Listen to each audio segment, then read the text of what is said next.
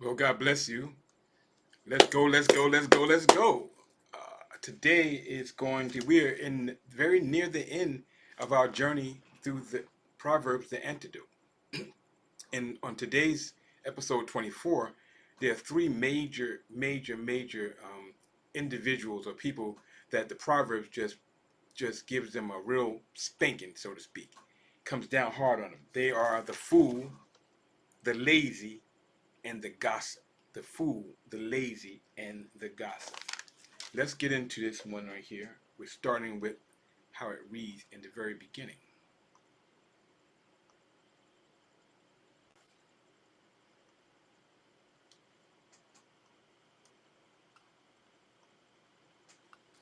We're in Proverbs. We're in chapter 26. It starts off like this. Like snow in summer or rain in harvest, so honor is not fitting for a fool. I have been hearing about places where instead of honoring those people who do hard work and are industrious, they give honor to the foolish people who waste their time and play with it and say, "Oh, you're doing so great." And we don't understand that. It doesn't make much sense. But there are people who try to give honor to the foolish, and they ignore the diligent. That's not cool. This one is saying it's like, like the ice. Let me just get back to it so I can say it clearly, just like it said. It says like snow in summer or rain in harvest. You're not supposed to have snow in summer. You're not supposed to have rain at the harvest time. So honor is not fitting for a fool. So having did that, let me read to you something I found here. I found this very helpful, and I wanted to see if it makes any sense to you. It says the fool is graphically painted as a ludicrous individual. A fool must be controlled by a rod or physical force because he cannot be reached through his intellect. He does not respond to reason. A fool cannot be trusted with the message. Verse 6. The wisdom is useless to a fool as the paralyzed limbs of a lame person. A fool cannot learn from experience. Even though their habits are disgusting, they return to repeat them again and again. Has the possible the fool has the possibility of learning. A conceited individual is more hopeless. So even though the scriptures talk about the fool not being able to learn, they say a conceited person is even worse than that. So we don't want to have those kind of individuals hanging around us. We want to be cool with them and and stay away from those people who are considered foolish, right? So it says, like a fluttering bird or like a flying swallow, so a curse without cause does not come to rest. I need to stop here and say this. When I was studying this, I realized that, you know, just like blessings are real, I bless you in the name of the I am that is. I bless your house. I bless your family. I bless all that you have in you, all your family, all that you have. I bless all your possessions in the name of the I am that is. Just as powerful of a blessing that is. I bless you. You're going in and you're coming out. I pray that you would just know great wealth and blessings and favor with God and humanity. So those are blessings. Just as powerful as blessings are, curses are too. They are real. They are called imprecatory psalms, curses. I think I looked up the word for you to see what a curse is. Let me make sure I got that for you. A curse. A curse is a solemn utterance intended to invoke a supernatural power to inflict harm or punishment on someone or something. So a curse has an intention to inflict harm or punishment. It's an utterance. It's something that's said. An offensive word or phrase used to express anger or annoyance. Yes. So when you're cursing someone, or when you're using your language to pray down evil and wickedness toward an individual, that is not the way of the righteous. The way of the righteous use their words to bless, but there is a curse. But now, here's the thing. Curses that are not based on a real event happening, curses that are not based in truth or some kind of lie or slander, they'll never come to pass. I don't care how many times you curse. You cannot curse God's people. Not especially if God's people are doing the right thing and you're just trying to curse them out and just being spiteful. God won't let it happen. So this is why the scripture says this. It says here that like a fluttering bird or like a flying swallow, so a curse without cause does not come to rest. It can't happen. It will not come to rest. But do know this, curses are real. I just want to make sure we said that. All right. Now, a whip for the horse. Now, I think we're in this section right now. Yes, we're in this next section from verses 3 all the way down to 12. It really is talking about the fool. It started off talking about a fool, but they're going to go deep in describing what a fool is like. From verses 3 to verses 12. Let's go. A whip for the horse, and bridle for a donkey, and a rod for the backs of fools. They say that fools need to have physical punishment. They need somebody to beat them. That's what the ancients say. Now I'm not advocating you beating somebody up, but what I am saying that it's hard to reason intellectually with a fool, because then you're gonna find out a little bit later. Sometimes you argue with a fool, and oh wait a minute, yeah, it's gonna come up. I'm not gonna spoil it for you. But so the whip. So let me see. There's a note I have here. Let's see what this note says. Can I just click on this and the note pop up? No, that's not gonna do it. But if I go here, the note will come up. A fool must be disciplined by force, like an animal. There is no reasoning. The fool is as difficult to manage as the donkey and the horse. A fool, right? It goes on. It's still going in on the fool. Look at the next one. Do not answer a fool according to his folly, lest you yourself be like them. Now, this one is saying that if you answer a fool, oh, wait a minute, I found a verse here. I'm going to read this to you. Verses 4 and 5. Verses 4 and 5. I'm going to tell you the truth. Let me just read both of them. This used to plague me as a young, these two verses used to plague me as a young, I guess, budding theologian. I was just starting out, trying to understand what wisdom is and what wisdom literature is, and I could not figure out why it seemed like these two verses seem like they go together. Look, I'm going to read it from this version. Verses 4 and 5. Take away the dross from, no, that's not it. 26, yeah, here it is. 4 or 5. Do not answer a fool according to his folly, lest you will be like him. So it's saying, do not answer a fool according to his folly. Then the next one says, do not answer a fool according to his folly, lest you be like him. Then we see the next one. Answer a fool as his folly deserves, lest he be wise in his own eyes. Okay? Two verses are very similar. Let's see how it looks in this one. And then I'll read this passage for you. Look how it looks in this one. This is another version. 4 and 5. Do not answer a fool according to his folly, lest you yourself also be like him. You be looking fool like a fool. Don't get into his folly. Don't start getting into his mess. Folly is just craziness. Don't get involved in that. Then it says, answer a fool according to his folly, lest he be wise in his own opinion. So which is right? Answer a fool or don't answer a fool? Here's a helpful solution to that problem. This says, these verses are complementary rather than contradictory. While it is unwise to argue with a fool at his level and to recognize his foolish suppositions, there are occasions when it is best to refute him soundly, lest his foolish opinions seem to be confirmed and other people walk around spouting their foolishness. So sometimes you got to check them, sometimes you got to let them go. All right, that's basically it. I think I have another version where it says that. But the idea is that there are sometimes you got to ask the Spirit, which one are you in? I told you that I always ask God, what am I seeing? What is this that I'm seeing? So when I ask what am I seeing, God gives me insight and understanding to what I see. And so sometimes you got to check a fool because they say, okay, look, let me read this because I think this might be helpful. The rabbis tried to deal with this whole thing too. Let's see, where did I put that note at?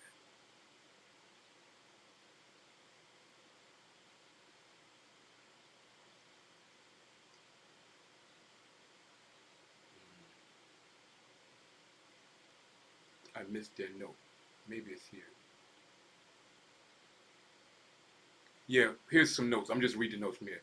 One should not answer a fool's foolishness. One should not answer a fool's foolish questions in line with the fool's mode of reasoning. There you go. So you can't jump in there and try to make sense out of a fool. A fool is not going to ever make sense. My wife and I have this saying that you can't think a crazy person is going to be sane. Crazy people are crazy people. If they're out of their mind, if they just out off their rocker, they're gonna be that way, and they're not gonna ever act like they are. And if they do, they're just using deception. Verse 7. The person who descends to the level of a fool to argue with him only looks like a fool as well. That's what I was trying to get at. You don't ever want to go to, like, you see them people out there fussing, and you jumping in it, and you putting your two or 3 cents in it. You know, you might end up getting into a fight and stuff like that. You do not want to indulge a fool with foolish thinking, foolish ways. Don't do it. You're gonna tell. Now, the rabbi says something different about it. Here's what the rabbi says. This is a longer one. I don't know how I didn't get it on here. Let's see. Yeah. The apparent contradiction with the last verse has troubled commenters for some time. I'm one of those. One approach is to assume the different proverbs apply in different settings. The rabbi solved it by saying that. Verse 4, don't answer a fool according to his folly, lest you yourself be like him. He said that refers to secular things, worldly things. But verse 5, answer a fool according to his folly, lest he be wise in his own opinion. This refers to sacred religious controversies. Another view is to ignore the fool in negligible issues, but deal with the fool in significant matters, lest credence be given to what he says. You don't want people be going around believing a fool if you don't check a fool. Another approach is that two proverbs present principles that must be held in tension at the same time, of course. The second half of each verse advises by reference to outcome, what is fitting or unsuited in making the response. All right? So these two passages, these two verses, they seem like they're controversial, but they aren't. They're a way to say there's a time. Let me see. How did I teach my son? I taught one of my uncles to say that. Oh, there's a time and place for everything. Know the difference. You have to know the difference when you are dealing with a foolish situation that you're not going to get into. It's going to make you look like a fool, or a situation that you need to address this fool, or somebody else is going to get hurt. Some spiritual teaching is going to be spread that don't need to be spread. All right, that's enough time on that. Let's go.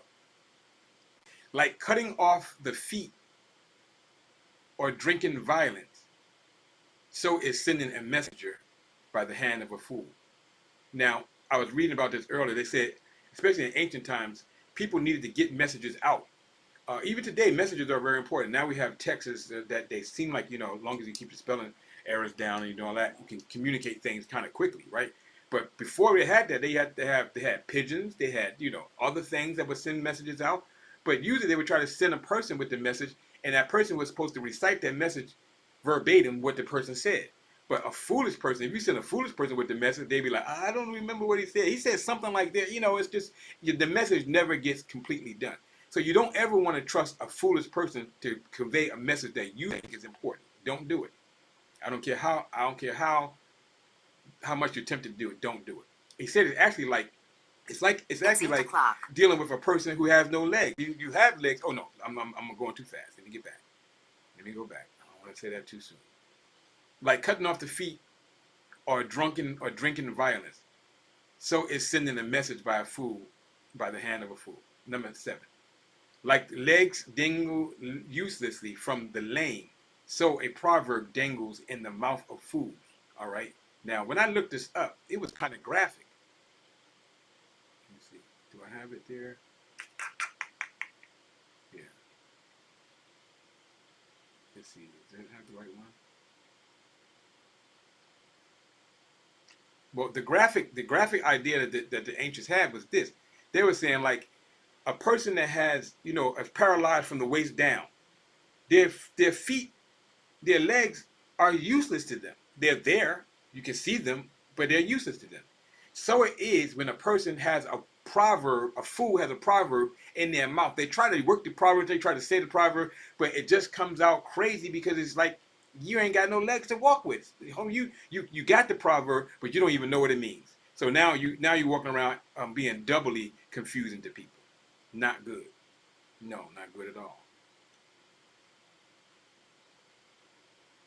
Now we're at this section here. Where verse 8. Let me keep on going. This right here. Verse 8. Like tying a stone in a sling, so is giving honor to a fool. Now, this is the second time this idea has come. So it's really imperative that we do not allow fools to be honored and recognized as though they're doing something big. Don't try to be politically correct and try to make a fool feel comfortable when a fool is a fool. You call that out or you say something about it, but don't try to honor them like, oh, you know, everybody else is working hard. You say nothing about them working hard. You say nothing about the hard work they're doing. You actually frustrate the people who work hard. They say, what's the sense I'm doing it? They honor fools here. We got to think about that. That's management 101. We have to be wise. Don't celebrate fools. And it says it's like tying a stone to a sling or giving honor to a fool. Like tying a stone to a sling, so is giving honor to a fool. At first that stumped me. I was like, what is that talking about? I couldn't figure that out. But then when I looked down a little bit further, I realized that, oh, this is what it's saying. The translation, like tying a stone in a sling, seems to make the most sense, even though the word for sling occurs only here. The point is that only someone who does not know how to work a sling would do such a stupid thing as tie the rock to the sling. All right. In fact, if you tie a rock to a sling and you throw it, what's going to happen is it's going to hit you in the head. I think that's what they're trying to get at. Fools just don't, you know. I know the Lord don't like ugly, and He don't like fools. He's trying to get you, the naive people who don't believe in Him, don't believe in God. They're foolish.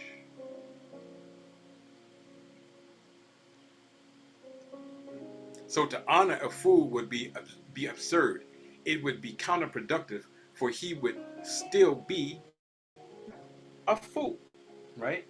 And I think I told you, so I'm just looking at my scriptures to make sure I'm at. Yeah, we go on down to 12. This whole section is about the fool. So I'll do some comment along the way. Like a thorn has gone into the hand of a drunkard, so a proverb has gone into the mouth of a fool. Okay, now, you drunk.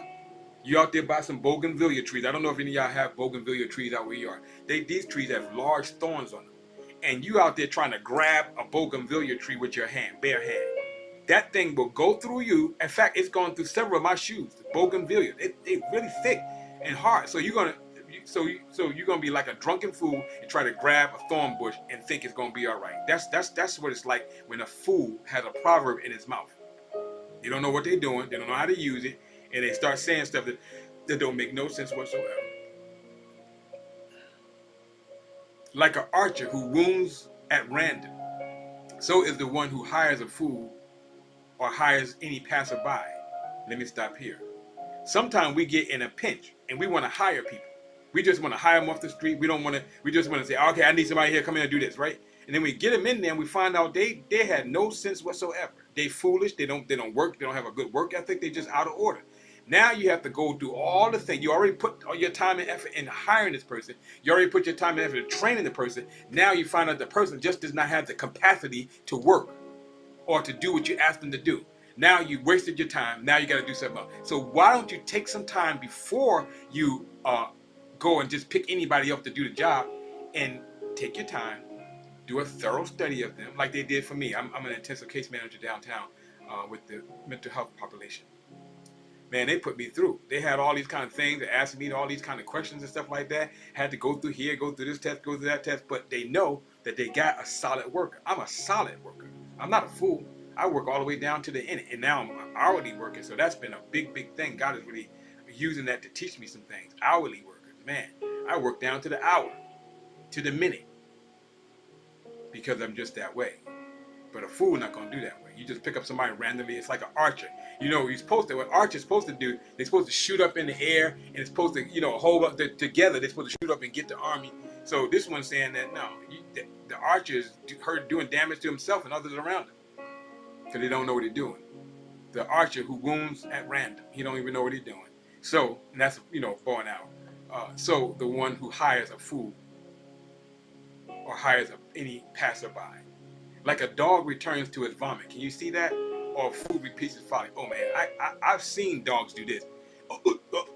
And they throw up, and then they go and lick it up. I'm like, what the heck? I don't know why dogs do that. They could do that. But they said that graphic illustration of vomiting and then going to lick it up is what is compared to like a fool. and the stuff that they do. Fools do stuff over and over and over. They do foolish stuff over and over and over again. They go back to the vomit. They don't learn from their mistakes. They don't learn from the mishaps that happen. They just keep going back. And it's like that dog who licks up their own vomit. Yeah, that illustration got me feeling creepy. Sorry about that. But it is in the scripture. You have seen a wise man in his own opinion. There is more hope for a fool than for him. All right, so that's the last one in this section here, and that's verse 12. Let's see if I got a note. It looks like I have a note for verse 12. Previous passage in the book of Proverbs all but deny the possibility of hope for a fool. Usually, the Proverbs, they say there's no hope for a fool, but they said there's more hope for a fool to get the knowledge.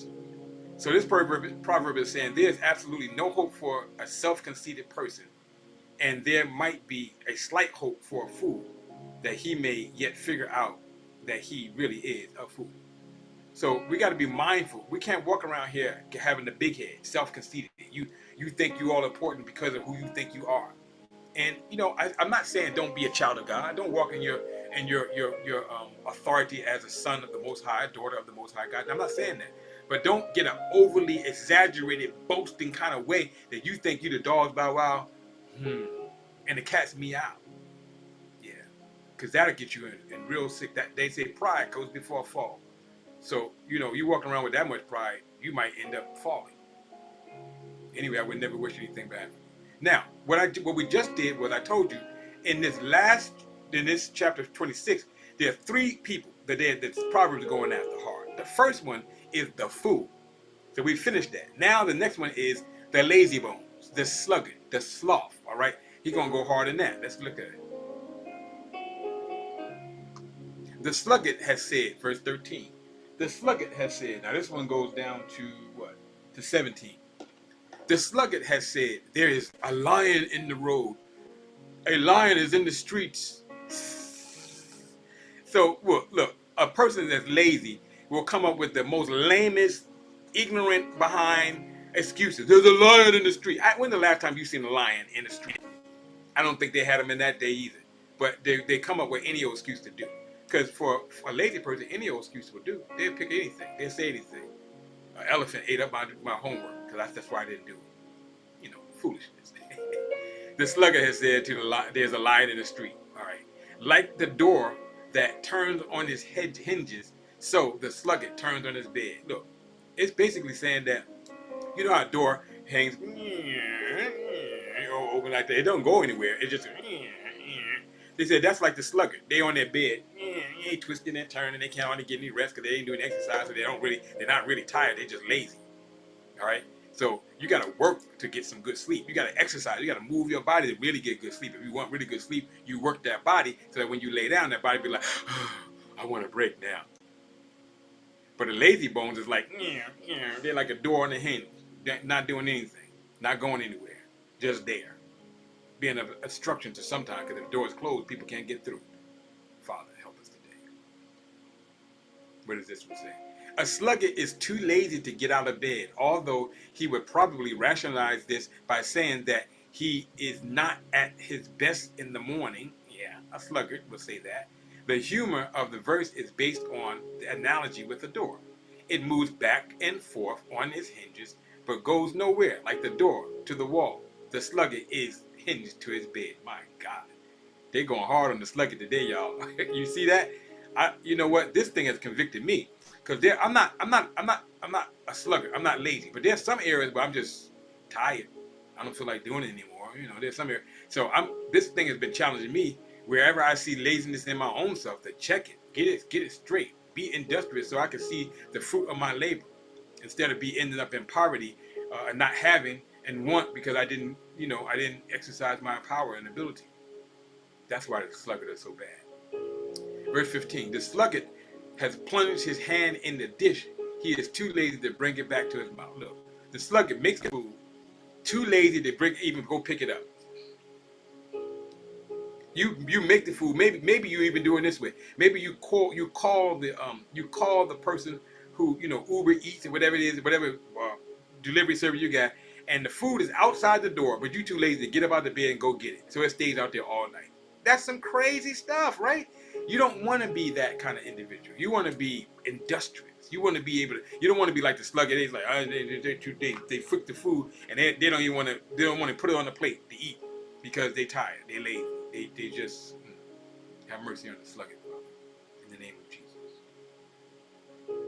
It says the sluggard is wiser in his own opinion than 7 people who respond with good sense. Now, they say that the 7 people are the 7 wise people who established nations a long time ago, right? I don't know about that. But the sluggard is wiser in his own opinion. Yeah, the sluggard think they got it going on. The sluggard actually think they smart. Here's another part of that idea with all the food. The Proverbs presents a scene where the sluggard has not just reached to the food in a dish, but has buried his hand in it. The second comment reveals that it is not a frozen frame, but a continuing scene revealing the extent of the laziness. So it just keeps on going on with the lazy. Now we're talking about the sluggard is lazy. They think they smart. They think they got it going on. The lazy person thinks he has life all figured out and has chosen the wise course of action, but he is simply just lazy. I got it figured out. I'm not going to do this. People, I don't want to make any bills. I don't want to do this kind of stuff. Whatever, I got it figured out. I got it all figured out. But then now you don't have a job. You don't have an education. You have nothing. Because you got it figured out. Really? Come on, young folk. Come on, old folk. Don't be an old fool. That's why I always pray that I would never be an old fool. And I pray that you would be an old fool.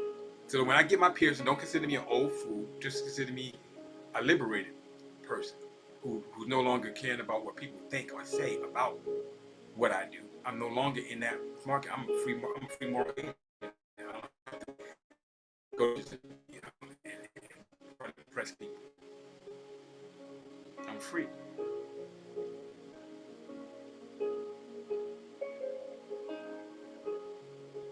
Okay, this is another one. I like this one. It says, like one who grabs a wild dog by the ears, so is the person passing by who becomes furious over a quarrel not his own. What you mad about? That's not even your fight. Why you all up in arms, want to kill somebody, want to go get your mother, your sisters, your brother to come jump somebody, and you talking about that's not your fight. Why are you in somebody else's fight? That's what it's saying.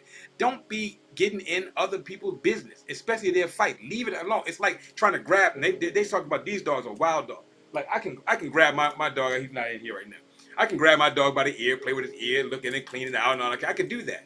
But a wild, untamed dog, you try to grab a dog by his ear, you're going to get bit because they're not going to have it. And then they might, because he's wild, he might be in the pack and bring in other people, and they might just eat you. So don't get involved in other people's arguments. If that's not your argument, don't get involved in it. If that's not your war, don't get involved in it. Leave it alone. Take care of what you have in your own space, in your own house, in your own communities. Instead of trying to go fix somebody else's community. Lord have mercy. Governments need to hear about that. Lord have mercy. Stay out of those people's business. Then you won't end up having loss of life and loss of limb because you're trying to do something, be a Mr. I'm going to save it all. Mrs. I'm going to save it all. You can't. Like a madman who shoots firebrands and deadly arrows, so is a person who has deceived his neighbor and said, I was only joking. Them people get on my nerve. They say something mean and evil to you and be like, I was just joking. But they say there's always some truth, a nugget of truth inside jokes and things like that. So when they so-called just joking and they demeaning you, making you feel bad, that's wickedness. That's evil. And God don't like ugly. That's one thing I learned. It doesn't say that in the scripture, but I say it. God does not like ugly. You want to go around and be joking and making people the butt of your joke? God does not like it. Then you're acting foolish. Where there is no wood, a fire goes out. And where there is no gossip, contention cease. Right. Yes. I don't know if I looked up gossip. Did I look up gossip?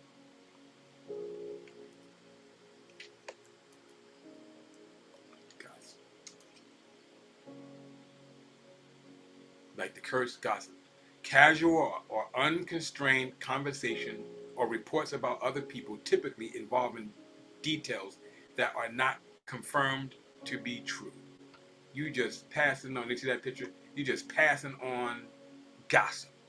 Now, the crazy thing about gossip is that it's delectable. People like gossip. You know, oh, man, they had some.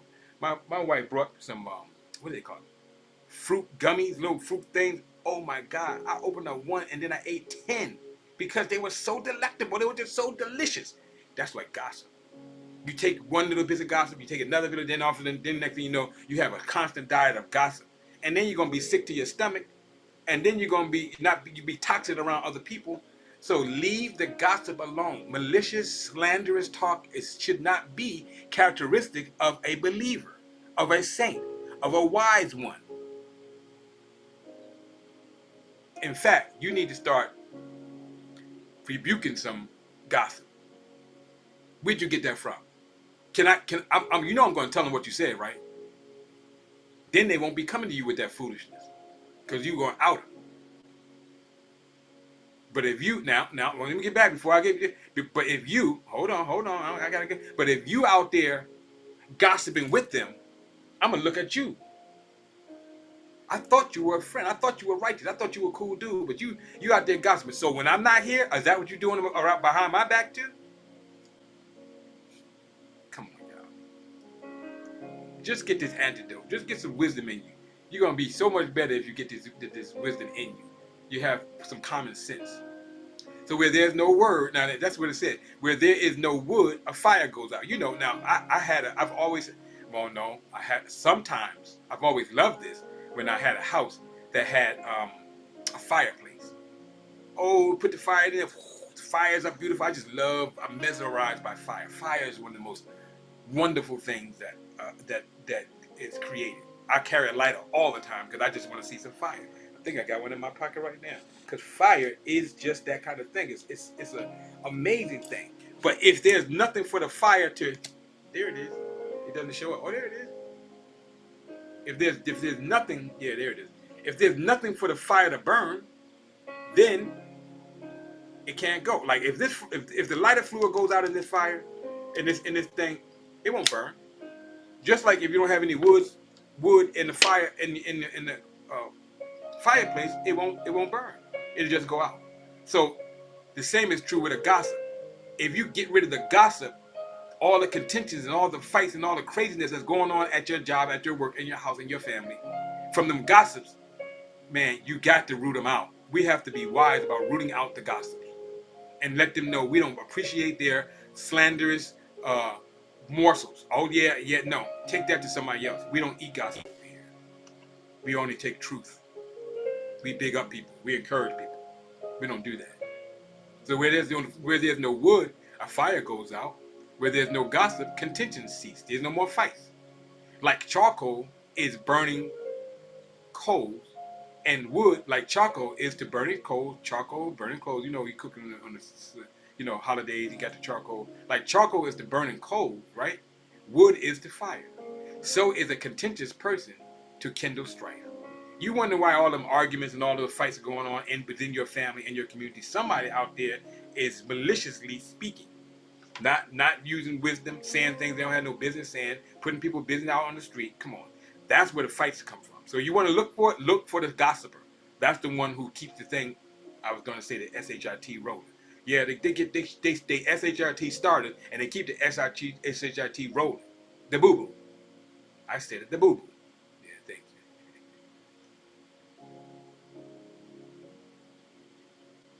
Like a coating of glaze over earthenware are fervent lips and an evil heart. Okay? Like the coating of glaze. When you put glaze over something that's not good, it's going to just crumb up. It's going to crumble up. It's going to fall apart eventually because it didn't have integrity. It wasn't whole in the beginning. So when you're dealing with people who, let me get it right. I want to make sure I'm saying it right. Like a coating of glaze over earthenware are fervent lips with an evil heart. Now I did look up this one. I think we need to look at that one. I did remember that. The word translated fervent actually means burning or glowing. So this fervent lips are burning or glowing lips, burning or glowing with an evil heart. They're fueled by an evil heart.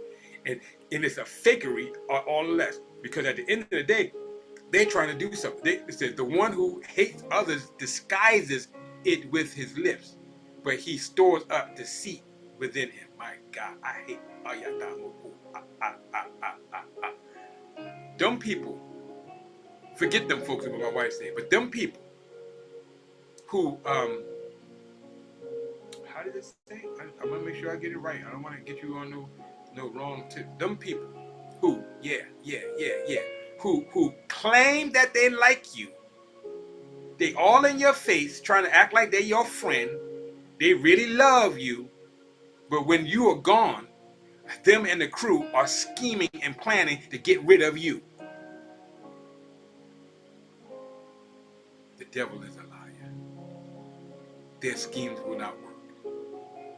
Don't fake that you like me if you don't. I just don't. There's some people I just don't like. I just don't like that person. I had to tell my wife the other day, I love that person, but I just don't like him. So I can't hang out with them because I just don't like him. Because their ways are not righteous ways. They're not godly ways. There's so many schemes and tricks and plans and lies and deceits. I cannot abide it. I stopped lying a long time ago. Now, I'm not perfect in that, but I try to make sure. If I'm tempted to lie, sometimes I'll be like, I don't say anything. I just close my mouth because I know a lie getting ready to come out. So I better not say it. And sometimes we lie to protect ourselves or do whatever reason we lie for. The one who hates others disguises it with his lips, but he stores up deceit within him. When he speaks graciously, do not believe him, for there are 7 abominations within him. My God, 7 abominations of demons. They got all kind of wickedness. Sometimes, the people who they are your haters. You got the sense that they are your haters, but you look so nice today. I love that outfit you have on. Oh, you're such a great influence. I love the way you do this. And they really sneaking and conniving to get your job, to take your good people, take your good friends, steal your crew, while they giving you, oh, you so good and so lovely. I get tired of deceptive people. Do you? I know God does. I love what God loves. I hate what God hates. So I hate fools and deceptive people. Therefore, his heart may be concealed by deceit. His evil will be uncovered in the assembly. One day, soon and very soon, when we gonna see the King, then we're gonna see all those lies and all those deceptions that people have been doing. They're gonna be revealed in the holy assembly. It's gonna get out. Don't think you can keep on doing dirt forever and ever and it don't come out. It's going to come out. That's why I always say, it's almost time for me to say it now, because we're almost near the end. Yeah. The one who digs a pit will fall into it. I love, but Bob Marley got a song like that. He who digs a pit must fall into it. When you're out there trying to make pits and traps for people, when you're out there trying to make pits and traps for people, be very careful, because their Heavenly Father is watching you.